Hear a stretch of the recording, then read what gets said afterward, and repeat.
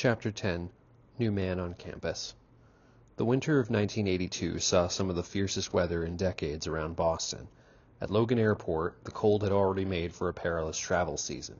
In January, a World Airways DC-10 landed on ice and slid off the runway into the harbor, killing 2 passengers. Now, a few weeks later, a mammoth blizzard was building, posing danger to incoming air traffic. One flight from a far sunnier Florida carried Father Richard Warner, CSC, then Provincial Superior of the Congregation of Holy Cross.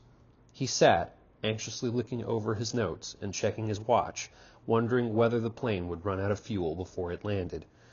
Passengers around him smoked as they saw the airport lights come into focus. When they landed, it was past 1 o'clock in the morning.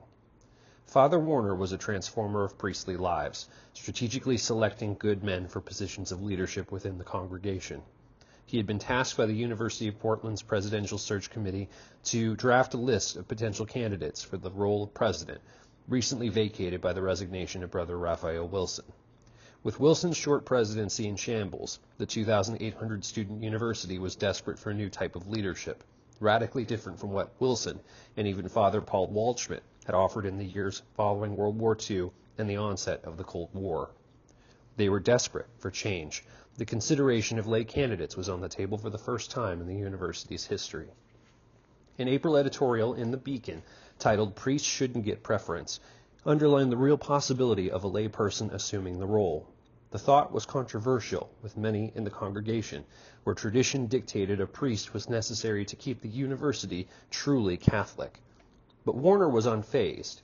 Nothing, not a blizzard nor a lack of obvious candidates, would stop him from completing his mission. Portland author Christopher Bain wrote of the common experience with Warner.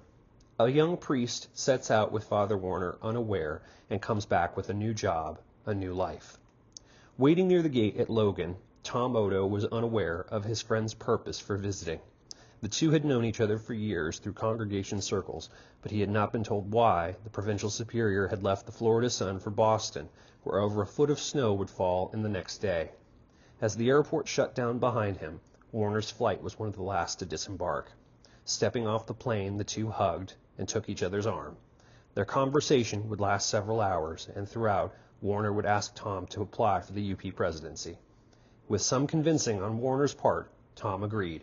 God's plan had taken a curious turn.